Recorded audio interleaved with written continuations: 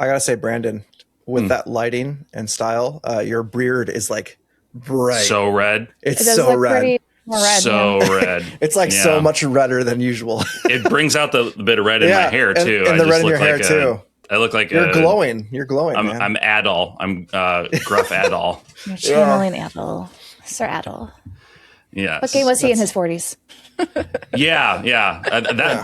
we need an East game with Adol in his 40s, and Falcom, you are free to model it off of this right here. I give you my permission.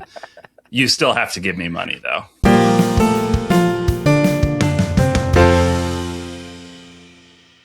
Welcome to the JRPG Pursuit, a podcast about all things JRPGs, from the games we play to the games we collect and to everything in between. My name is Abdallah. I'm Emily. And I am Brandon. And if you've noticed, I didn't do a joke. I didn't make a mistake. And that was the greatest joke of them all. Exactly. You guys got to wonder if it's going to happen or not. Either way. Every few weeks, it's like people get into anticipation, like, oh, it's going to be a Dollar episode coming up. Can't wait to see that sweet, tasty joke at the beginning. Ooh. Oh, boy. And then he just pulls a fast one on you. It's gone. No joke. Sorry, folks. But the look of horrification on Brandon and Emily whenever they're like anticipating whatever I'm going to do in these intros. Oh my gosh. I love that. I love horrification. Horrification. Horrification. The more you know. Here's a word for you guys. It's not real. Word of the day. Let's go with that. Word of the day. Okay. What are we doing? I don't know. Well, I just had to discreetly disguise my sneeze. Yes, I noticed that. You did a good job. I wouldn't have known if I was I didn't even notice it. It's okay. It's okay. I'm sure nobody noticed that. They were too busy wondering about what the hell is horrification. I know. They're thinking about it. Is it the act of whoring? I don't know. I don't know.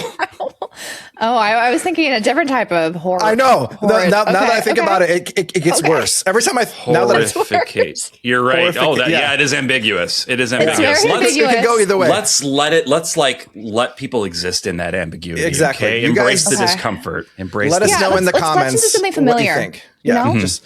That's more geared into this topic of today. So, John, what are we talking about? What are we talking about? We're talking about JRPGs, and we're talking about anime specifically, and how they relate, and how there is been a historical relation between JRPGs and anime. Granted, it is grounded in the fact that JRPGs are Japanese RPGs coming from Japan, or in the aesthetic and the cultural aspect of Japan, heavily influenced by Japanese culture and culture media. And when you think Japanese media, you think anime as well. So you get a lot of, a lot of games that just kind of bring off the either the aesthetics or the tropes or things like that.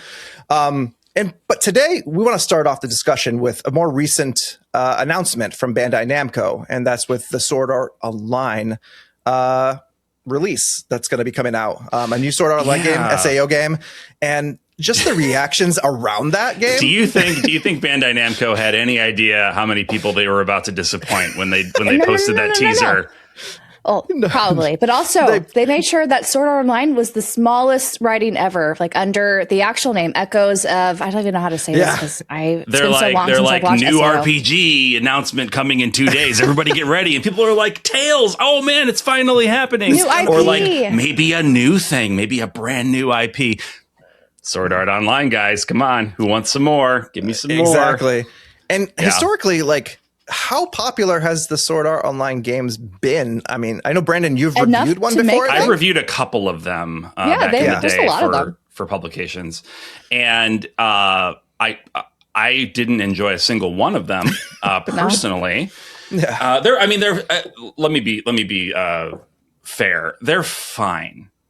You know what I mean? They're fine. Yeah. They're like the ones I played, 2 of them, so I can't speak to all of them. But the ones that I played, they're okay. Can you say which ones they were? Because I do hear from some people, at least on Twitter, that there are a couple of good ones that lean less into the Sword Art Online, like following the anime. Sure. So I played the Gun Gale one. I forget the full name of that one. And then, shoot, I don't know. They've all got like weird subtitles. They all have weird subtitle names. I don't know if it was like Lost Song or I don't remember. One of the mainline Aincrad. I think it was PS4. PS4, okay. That I played it on. But anyway, and like I say, they were fine. Which is why it kind of felt extra funny to me that like it ended up being a Sword Art Online game, because that feels like, I don't know, making a big announcement for like Pepsi's like, we're coming out with a new thing, and it's just like Pepsi. It's just Pepsi. It's just more Pepsi in a different can or something. It's like, that's not exciting. That's like, okay. It's the least exciting that this could have possibly been. No offense to Sword Art Online fans. I actually kind of enjoyed most of the first season of that show. Yeah, and I did too. When it came out. I really liked the first season. I liked the Alicization season. I thought that was pretty good. Yeah, I'm trying to remember if I like that one. I don't know. And that's all I've seen. I've seen the first. I've seen like when they introduced the guns, I kind of noped out of it. The Gun Gale was like, I didn't care for that one. The Alicization one is like the third or fourth arc. Okay. And that's as far as I saw, but I kind of like the Alicization. It's okay because it all comes back around to it's fine. I don't have a grudge against it. Yeah. And that's the weird thing, because like I feel like that's like when you hear people talk about SAO, it's like, I love the first season, and then it kind of just like drops off. Like I feel like that's more or less the feeling I get from a lot of people I've talked to about SAO in general. So it's interesting how much they like lean in on that as an IP for like games. My guess is it's still, it's very popular in Japan. Like it probably maybe is, less in the West, but I don't know exactly the demographic. I will say though that the two games in the SAO kind of line that seem to be the most popular are Fatal Bullet and Hollow Realization. Okay. Those are, I hear, the ones if you wanted to try an SAO game, those are the ones to try out. Yeah. Anyone who's curious before leading up to the new echoes of, is it Alucard? I don't know how you say it. I cannot remember the name of that. Aincrad? Aincrad. That's how you say it. Okay. I do love There you go. That's the world of the first season of right. I haven't watched that since it came out. Okay. I know it's been years. It's been years since I've watched that. At least a decade. I remember reading the light novels on the train, like on the way to my first job. Okay. So like out of college. It's been almost 20 years. 20 years, man. I never read the light novels, but I did read I've watched the anime. Same. But yeah, it's interesting because like, I don't know why Bandai Namco felt the reason to like prep people for the announcement. Because I feel like SAO's I know why. Because they really wanted to get, while it is based in the setting Sword Art Online, they wanted to just kind of separate like, okay, you should enjoy this even if you don't watch Sword Art Online, because I think one of the big failures for a lot of these licensed anime JRPGs is people like, if they are not already embedded in that specific IP, they don't want to touch it. They're like, it's based off of this anime, I don't want to play this. There's this very much an aversion if I think the larger JRPG audience, and then to go into those anime JRPGs. Yeah. And it seems like Bandai Namco has actually been pretty good at like marketing their games more these days, especially for like even just like games that are not as the most popular series. They've been very consistent of getting like those games pushed out there and like in the hands of like either influencers or having a lot of marketing around that in general. And I know that this is kind of tangential to the topic. I don't even think we've fully gotten to the topic yet. No, but I do want to say, like, like you said, Emily, they're trying to frame this as you don't need to have any knowledge of Sword Art Online. You don't need to be a fan to enjoy this game, because you create your own character and you are just existing in the world of Aincrad. But my question for them and for everybody is, what's the particular appeal of Aincrad? The whole thing in Sword Art Online was like, this was just a generic fantasy role-playing game that people got stuck in. The only reason it was interesting was because people got stuck in there. There's nothing else particularly interesting about the world. So like, why are we? If they die, they're dead in real life. Yeah, if you die in the game, you die in real life. So if it's just the world of the game, why is that the appeal to non-fans? How is that supposed to hook me, right? To be honest, I'm not sure, because they only literally use swords. There's not like a variety of, combat and weapons that we've seen, at least so far. If you watch the Japanese trailer, they show a little bit of snippets of the gameplay of the upcoming game. Yeah. And it just looks like, an action RPG. A lot of people are asking, like, why do we need, this SAO branded action RPG? Yeah. They're also wondering, what is the appeal to this? One thing that I did see, though, that they're trying to advertise, at least in Japan, they kind of lead more. It was interesting, the marketing between, the West and Japan, I think, for this game. But one big thing that they're pushing, like, if you die during your playthrough, your save data is corrupted. Like, you can't go back to the save file. So they're trying to recreate that, death scenario, but through the save files, which I find kind of strange. I don't know how I feel about that still. I mean, if it's there as an option, like I'm pretty sure it's an option. Yeah, like that doesn't bother me. I think that's kind of cool if you want to do, especially if you're like streaming and you want to do try to do a no death run or whatever. Like a challenge, that's like true. A challenge run, that could be cool. But like, if that was the only way to play the game, I think that people would. Oh, that would not fly. They would patch that out so fast. Yeah. Week 2 after release, they'd be patching that out. That's the only unique thing I've seen, really. Yeah. And then I guess they had the tower that's from the game. I don't know in the game if we're supposed to scale up the tower. I think so. The idea was to reach, because each layer of the tower had like a world around it. So you'd go up the tower to the next layer, and then you'd have this world, and you go up the next layer, and yeah.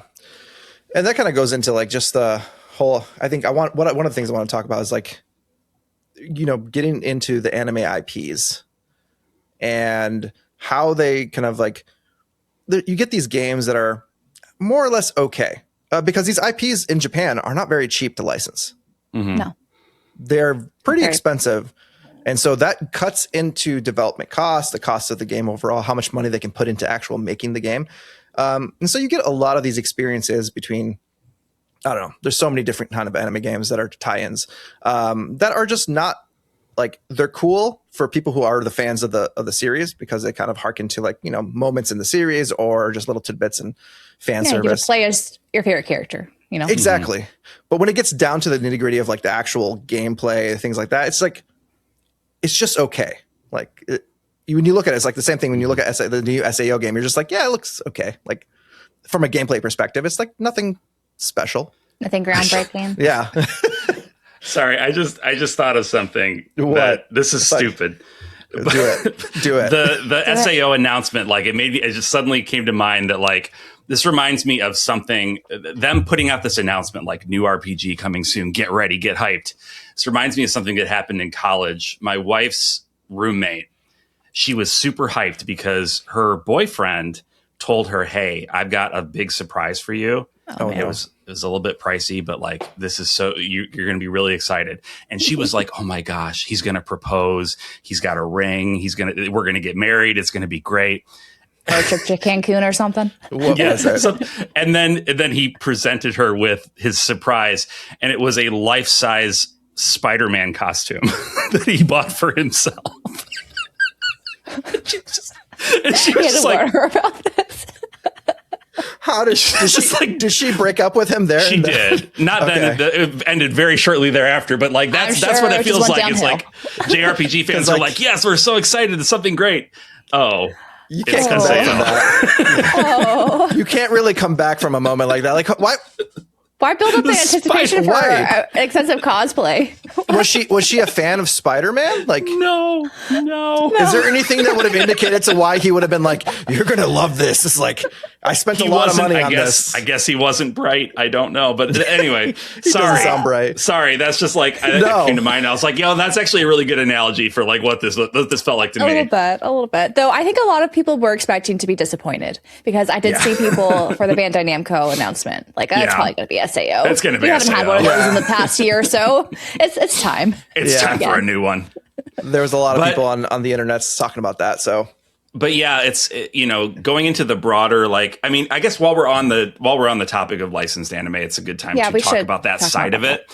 Like you were saying, Dala, the properties are expensive to license, and so not insubstantial portion of the budget is going towards the license, right? Like they don't have as much money, and I'm sure they have a schedule that's at least in part dictated by the license holder to get the game out in a timely manner. And there's probably restrictions too, right? Of what they can do. What they can and can't do. They have to be beholden to the IP owner gets final sign off, I'm sure, on most things. So like you're going to get a game that's already kind of crippled by a lot of restrictions and requirements from outside the creative process, right? So it's not shocking that so many like licensed games are just kind of like meh, Like I said, the SAO games I played are fine. Definitely.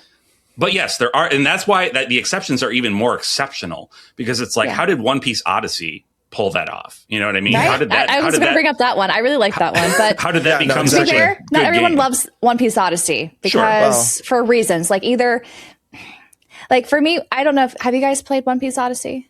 I have not yet. Okay. I haven't. So I've mostly my experience with it is mostly hearing you talk about it. So okay, because I wanted to say like I am a huge One Piece fan, and so for me, that One Piece Odyssey, Oda was like, he was part of the creative process to write a brand new sort of story for the Straw Hat crew. And the whole idea was, instead of just trying to recreate what happened in his, source material 1-to-1, it was, they are on this island and they have to kind of go back into their memories in order to remember like who they were and get their skills back and things like that. So there's kind of like an alternative timeline that you kind of go into. And so the stories, while they take place in places they've been, in the anime or the manga, it's new interpretation and new kind of things that they experience. The biggest, I think, complaint though for One Piece Odyssey is if you don't really like the characters, you don't really get into, the charming aspect of the game. And so definitely having that prior experience with the IP helps a lot, but I don't think it's essential. And the other big thing I think people didn't like is they were trying something new with the combat. However, I think they went a little too easy. It was very easy or interesting because they had different groups that you can have the characters go around and make sure that, your rock, paper, scissors sort of advantage takes place with that certain type of enemy that's in a different cluster. And so I thought it was kind of cool. It's just, they really probably should have ramped up the difficulty early on rather than have it all at the end. Where people might not even like beat the final boss and, know what happens with the story. Because I think a lot of people kind of noped out after a little bit. But that's like the remarkability of, an anime licensed game being like an A or B tier game is like kind of rare, right? It Even is. if you wouldn't say it's the best game ever made, it's still good. And that's like, wow, what, how? Yeah, exactly. But to be honest, I haven't played that many anime style games because I've also had an aversion. Like if there's like an IP that I'm not as familiar with, I would like to be familiar with the IP before I start it, Right. Like I know there's been some like for Fairy Tail, Bleach, you name it. If we want to go into Yu-Gi-Oh, I played some of the Yu-Gi-Oh games, but they're not necessarily a JRPG, but similar. Adjacent. But like I think the real draw for those type of games is if you're familiar with the IP. And while they are very popular IPs, not everyone who plays JRPGs or, have had time to maybe watch that anime or read the manga for them. Yeah. And especially, go ahead. And because of that sort of barrier to entry that a lot of people are going to feel with any kind of anime property, even setting aside the broader topic of this episode, which is like anime in general being, is it a good thing or a bad thing for JRPGs? Does it make it more difficult for JRPGs to get attention?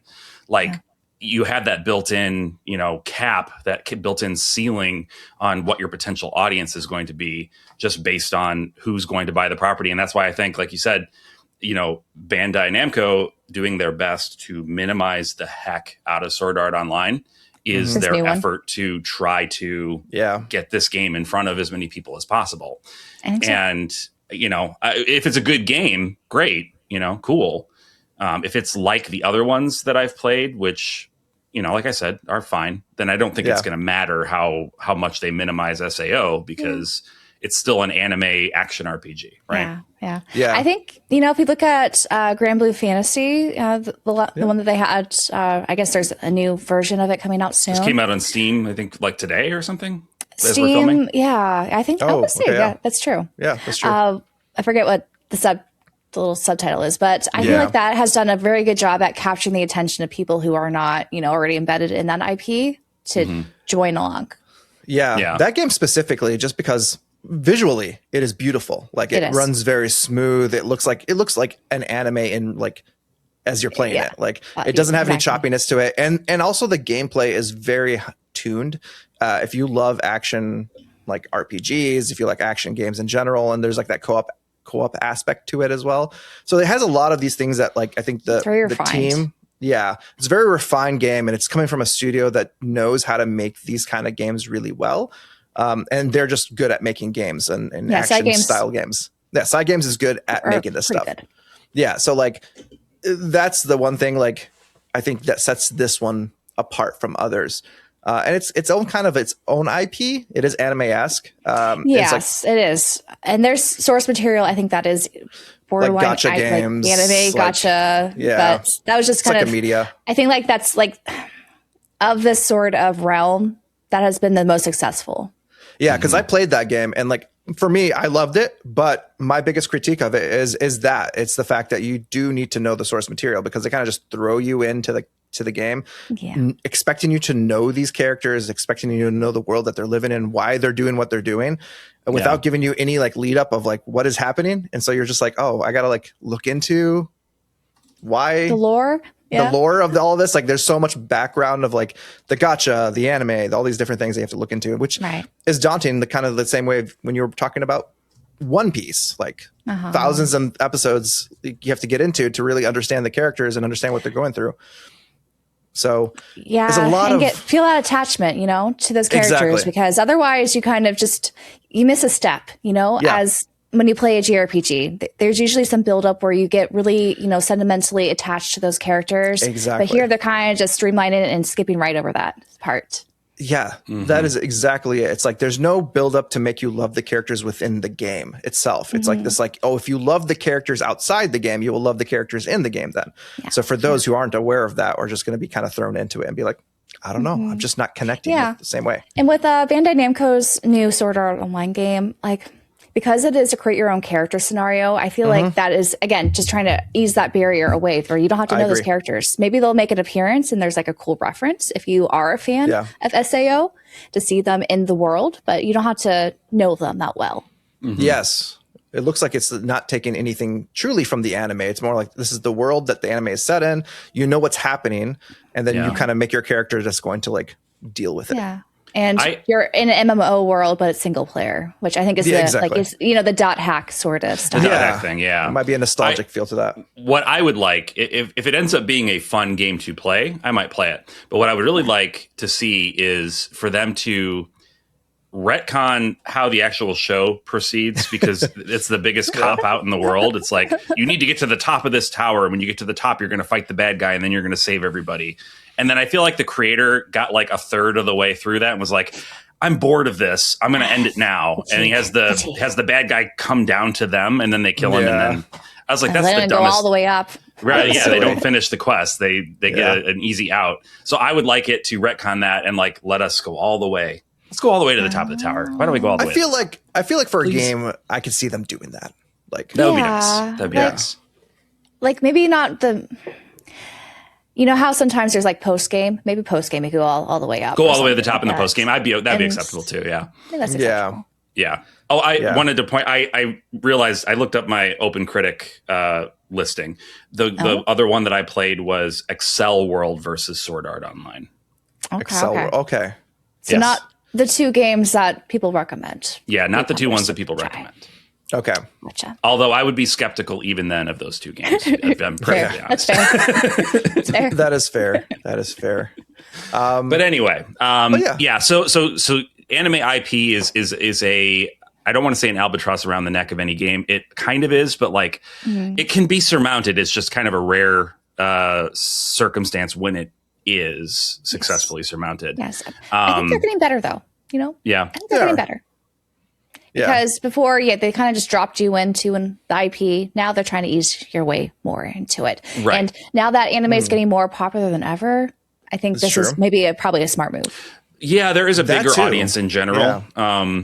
But, you know, it still doesn't account for like that sort of stigma that exists around anime in general. Like I know we've talked about, I don't know if it's been on the show or just in conversation about like people playing Expedition 33, and being like, oh, I like this. I would play JRPGs if they looked like this, because I just don't like anime.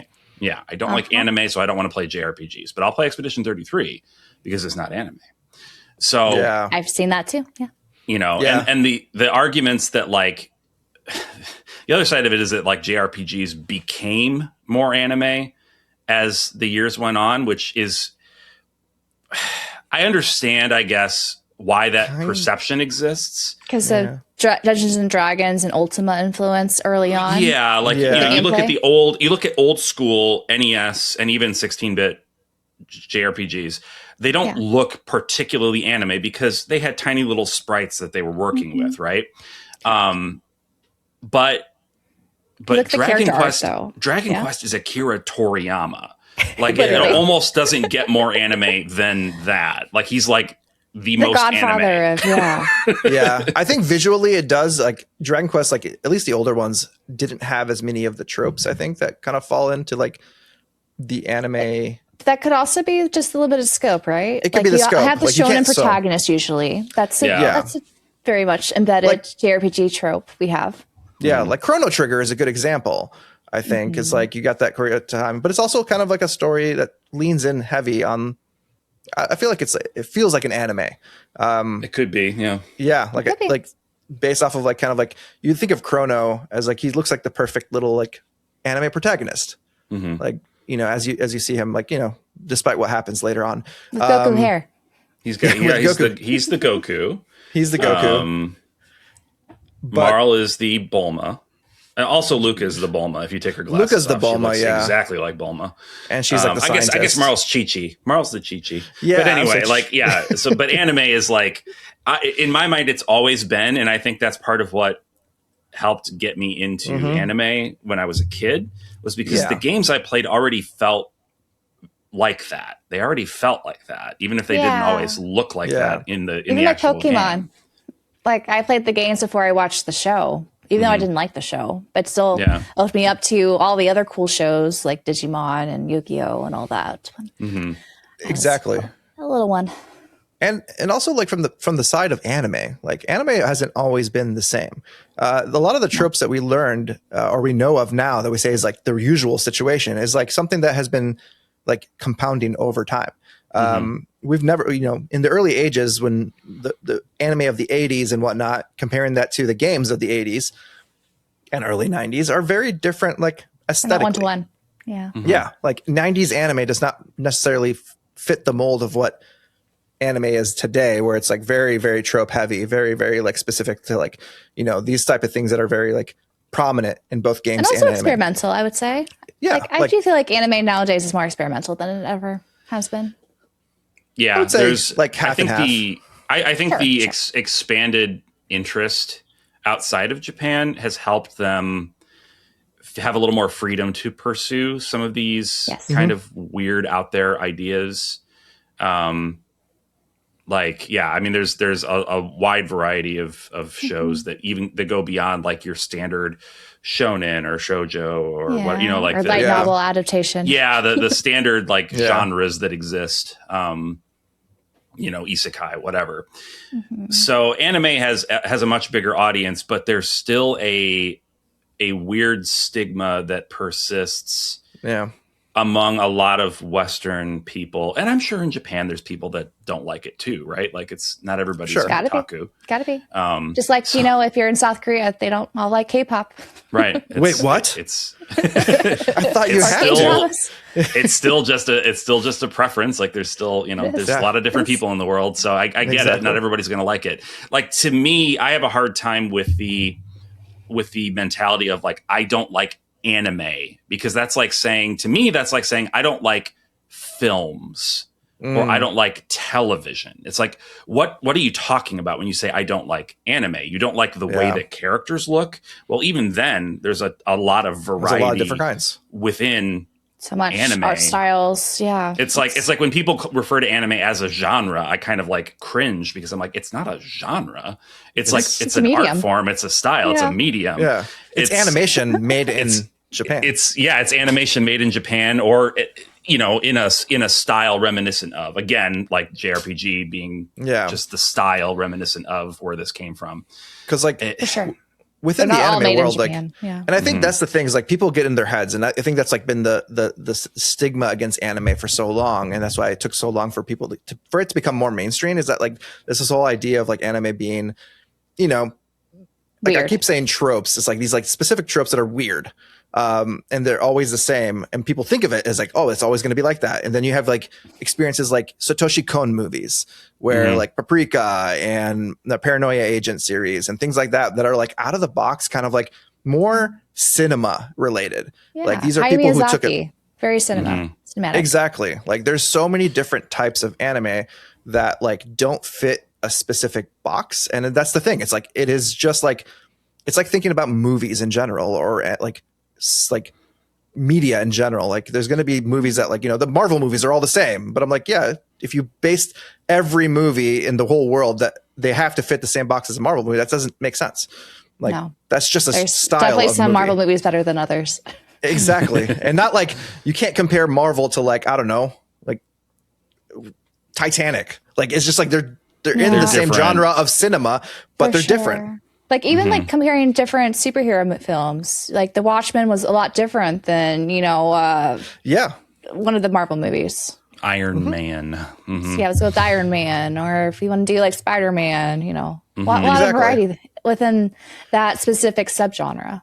So even within a subgenre, there's so much. So like it's so strangely dismissive to be like, I don't like anime. I don't like that. It's like just haven't found the right one. Right. Yeah. Like I know maybe for me at least, there are genres of games I usually don't like. Like I usually like have an idea like, okay, I'm probably not going to like this party game because I don't like party games. There are exceptions to the rule though. Like it's something you should totally rule out, I think. Right. Especially because there's so many, you know, hybrids out there. Like there are kind of like a, you know, something that leans more into one genre that you do like, but have some overlap, you know, like those are things I think to keep in mind that you shouldn't be so closed off, but also it's okay to have your preferences. I feel like it's okay to have your preferences not to like anime or animation. My dad does not like animation because he just doesn't connect with those characters, and that is fine. Yeah. I feel like a lot of people have a really strong aversion to the possibility of not having a good time.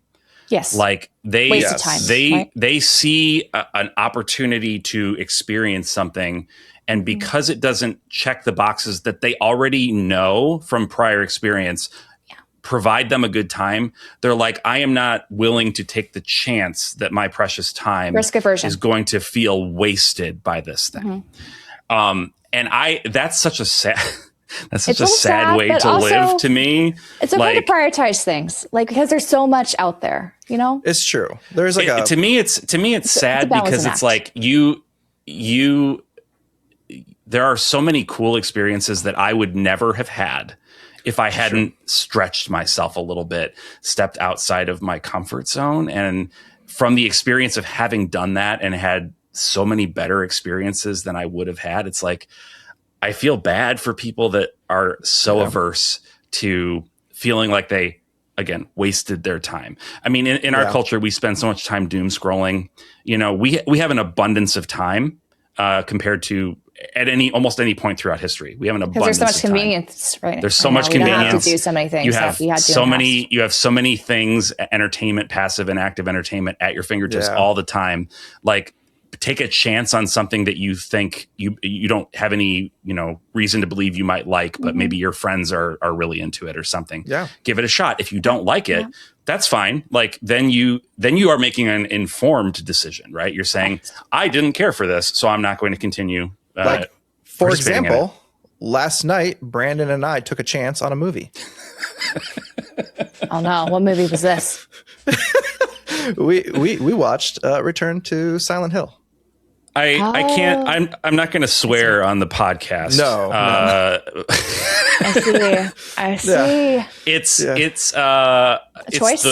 It's maybe the worst film I've ever seen in my life. Wow. Really bad. Maybe the worst film I've ever seen in every way. But no I don't redeeming qualities. No redeeming qualities at all. Like I can't think of anything about it. Fans, to be I love Silent Hill. I will defend the first Silent Hill movie with my every breath. It's not a perfect movie and there's got a lot of problems with it, but I will defend the things that it does right because it did a lot of things very right. I have nothing good to say about this movie. It was the worst thing I've ever seen. It's the worst thing I've ever seen.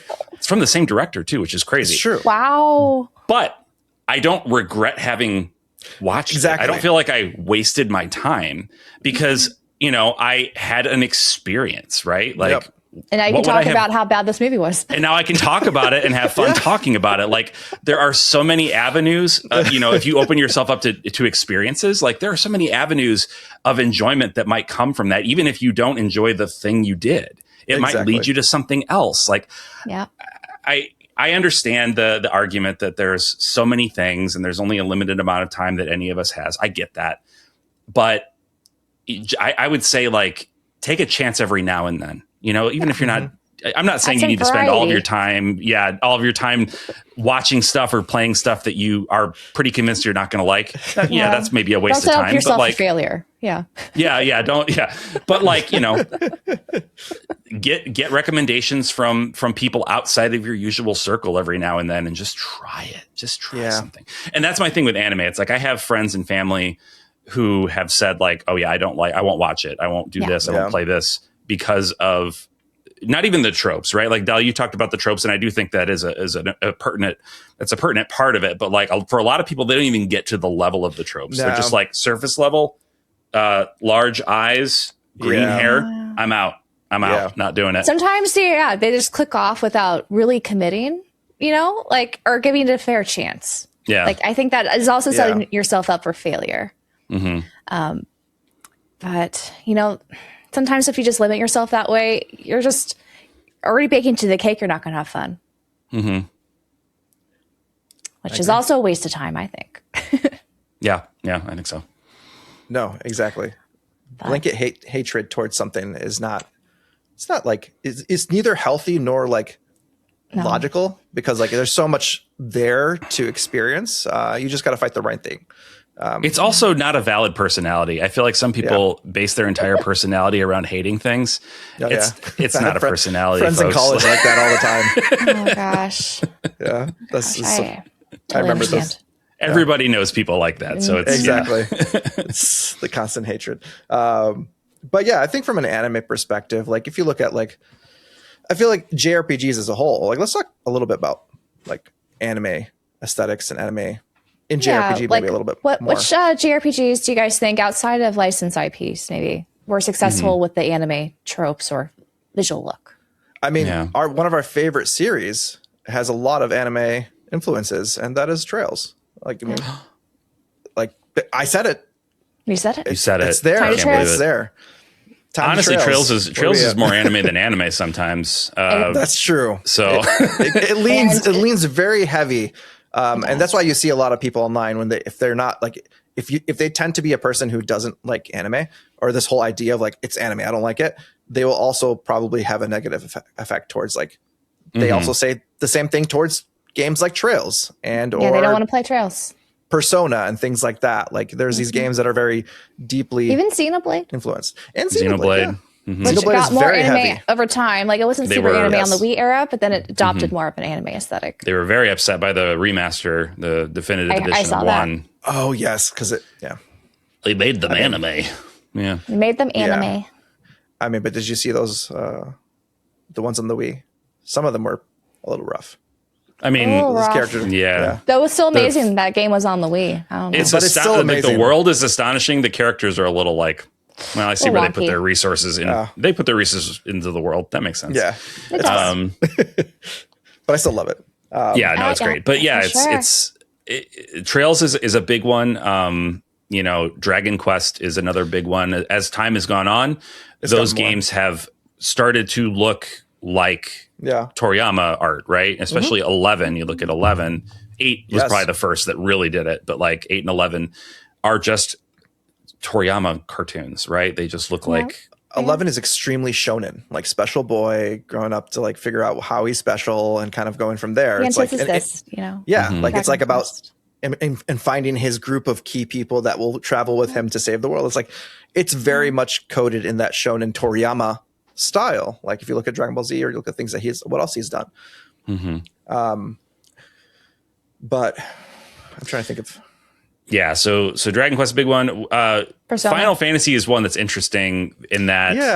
Yeah. Let's come back to Persona, but real quick, Final Fantasy is interesting in that it is technically like, you know, the character designer is like a famous anime artist, like, but his style is so not anime, not typical. Yeah, like it's of that 80s style. His like anorexic, anemic characters they all look, you know, and I like his art. Okay. I don't want people to think that I can make fun of it a little bit, but I do like, I would kill for like an original Amino piece to like display. That would be amazing.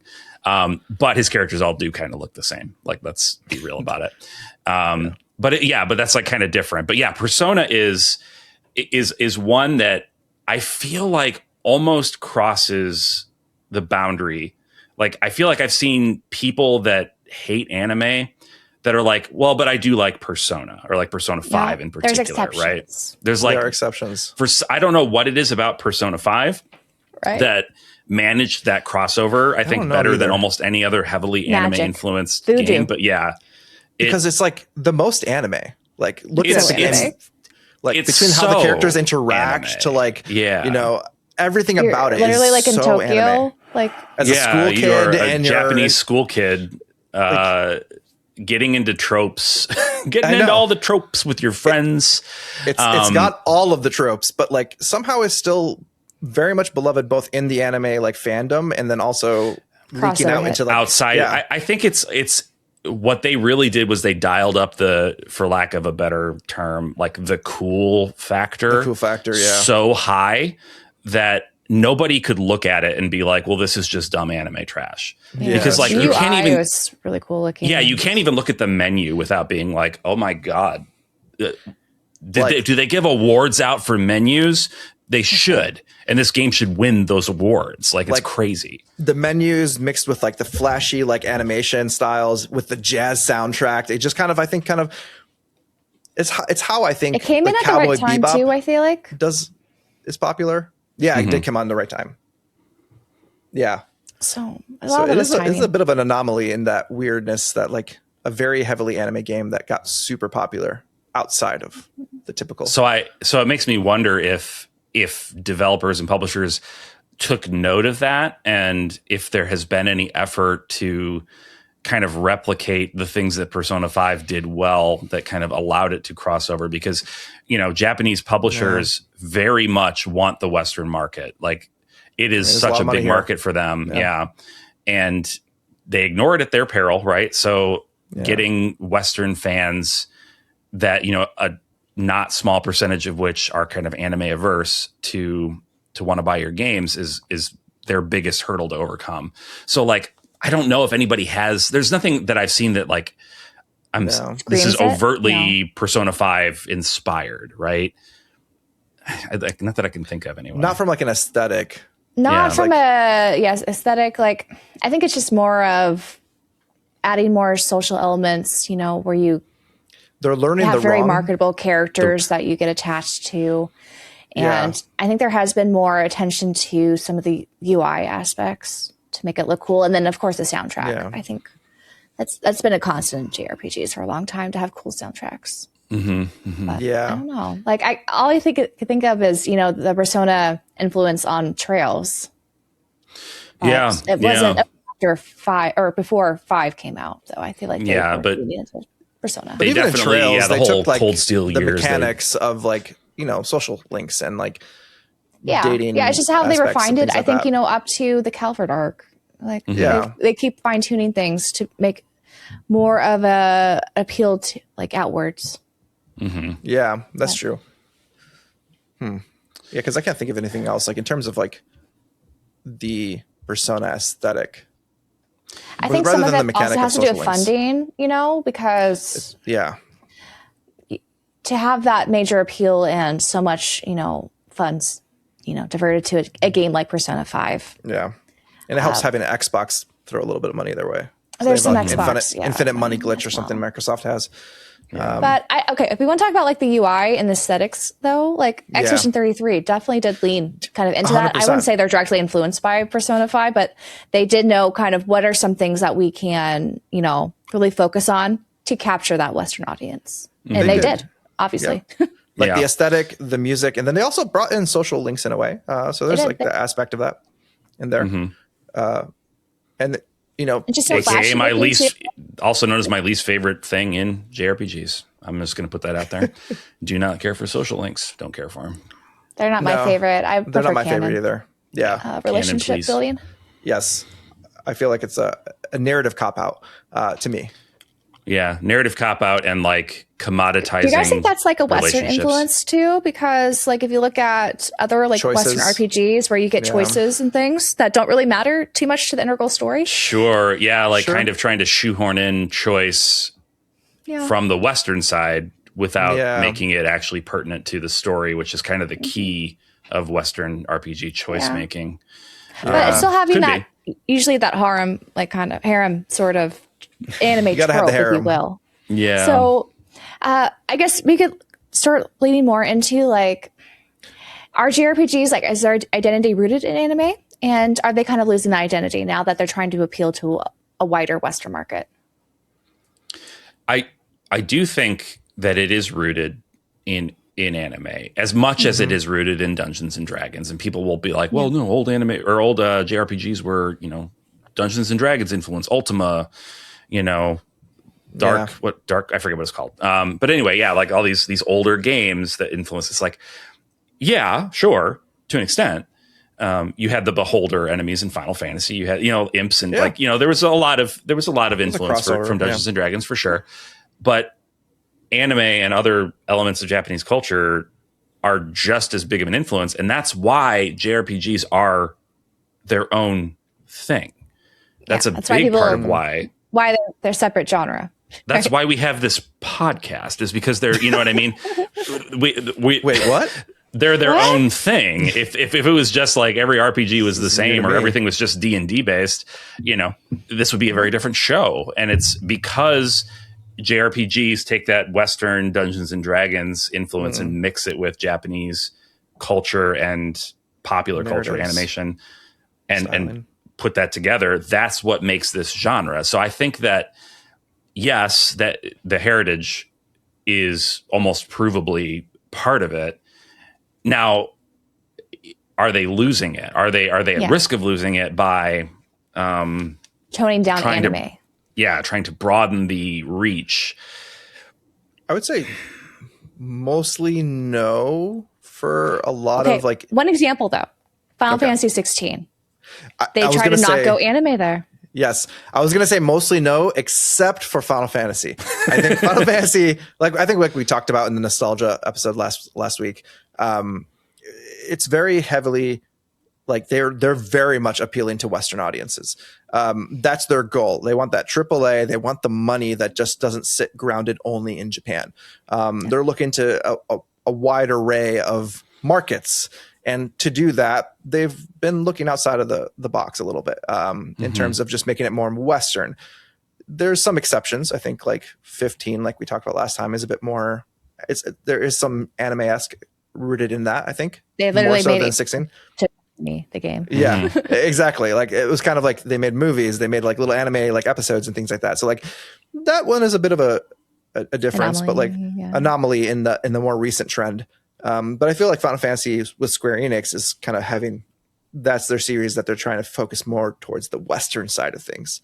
But we'll see if that changes. I don't know what 17 is going to look like or what they're going to learn. At the same time, 16 definitely wears its Western influence on its sleeve, right? It's very clear that they're pushing that.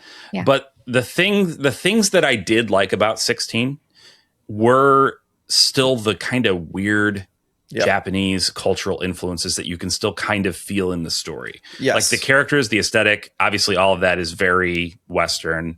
Even the overall story, like the grand plot of it feels very like Game of Thrones, Western style.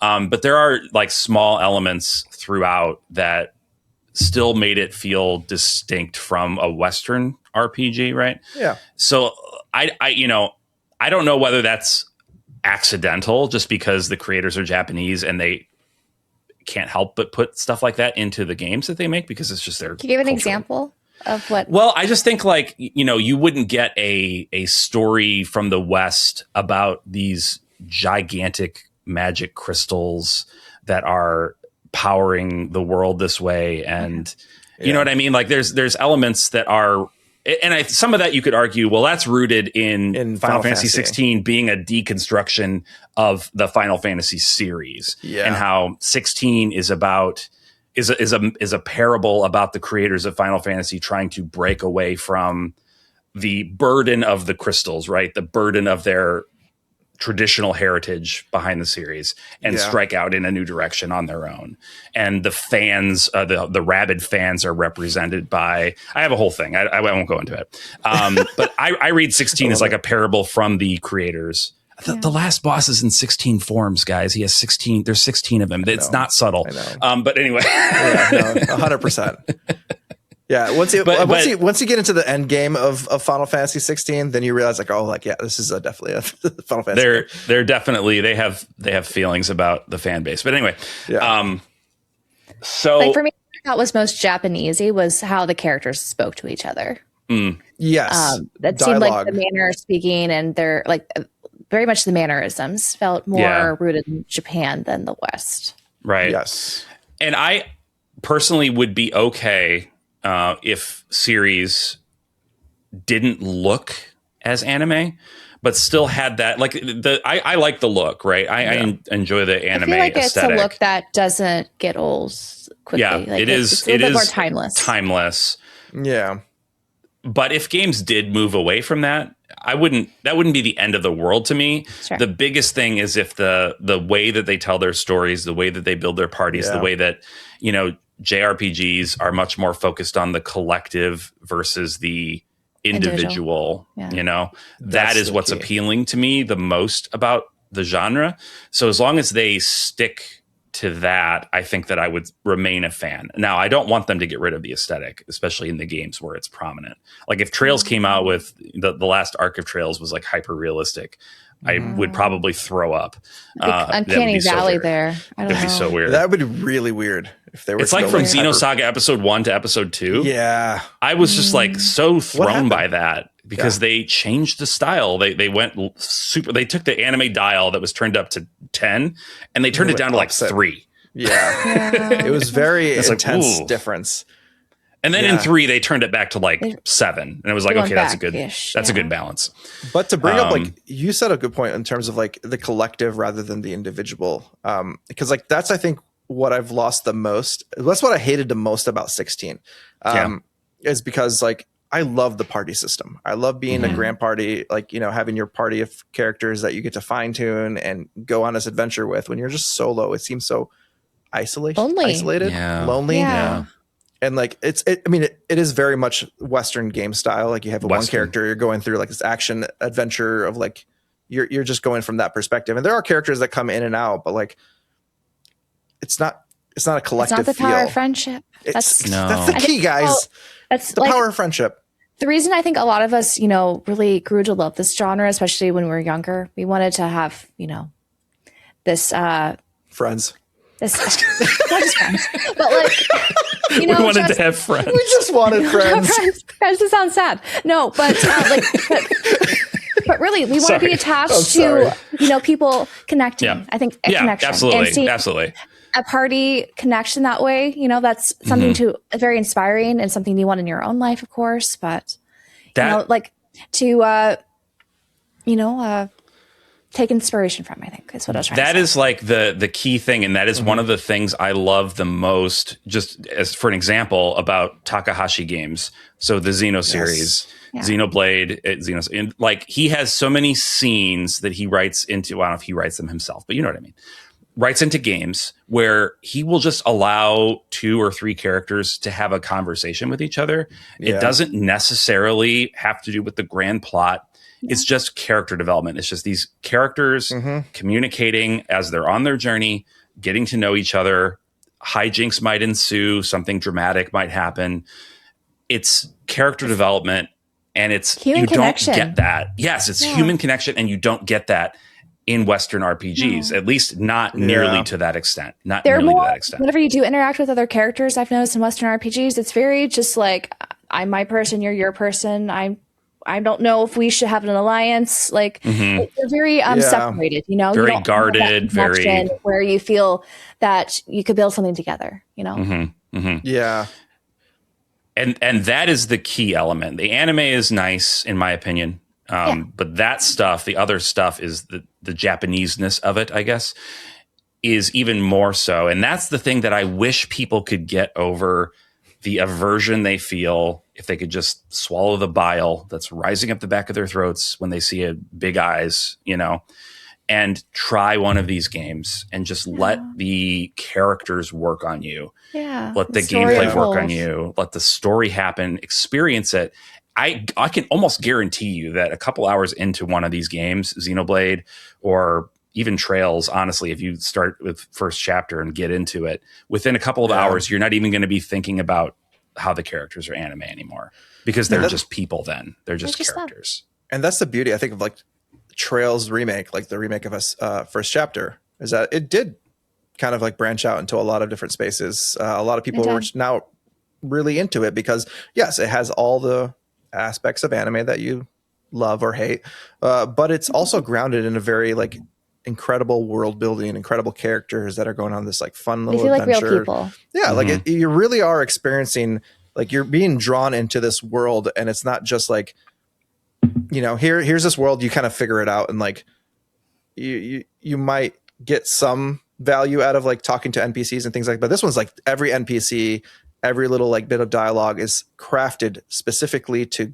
further your immersion into this world and to teach you about what is happening, not even in just in the small scale of where you are in a town, but how it's happening across the country or whatever it is. It's incredible. Yeah. And how you can't just, you know, fight your demons alone. Exactly. Right. You can't be, you know, you need the power of friendship at the end of the day. That's it. You need the power of friendship. That's the moral of the story. Exactly. Power of friendship. Well, I feel like we hit on a lot of stuff, and I feel good about it. We talked about a lot of things. Yeah. We have a couple of minutes left. What are you playing lately? What's on the docket for y'all? Well, new for me is I just started up Tales of Berseria remaster. Oh, did you? My second Tales game. And I'm really liking it. I think I like it more than Exilia so far. And I've only like really 4 hours in, but I'm hooked, man. They just talk about leading in where you really feel a connection to the characters so early on, and you just feel so much. They give you that backstory. So much feels what's happening. The story in Berseria is so especially good. Yes. Wow. Berseria is great because it's like the farther you get into it, the more you see like the complexity of the situation. You're not just dealing with like black and white evil and good. I can see what they're building up towards that. They're starting towards, and that's kind of, you know, runs contrary to a lot of just Tales games where it's like the bad guys are just pretty bad, you know. So I really appreciate that about Berseria. It's one of my favorites for sure. And I like the combat a lot more too. It's a bit more button like mashy, but I still like it. It's very flashy and fun. It is flashy. It's very flashy. Yeah. I've been playing Yakuza 0, a lot of Yakuza 0. Yes. Been doing that on stream, which has been fun.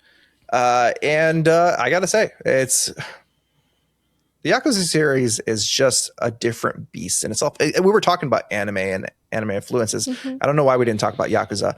Oh, because I guess it's not fully JRPG. It doesn't look like an anime, right?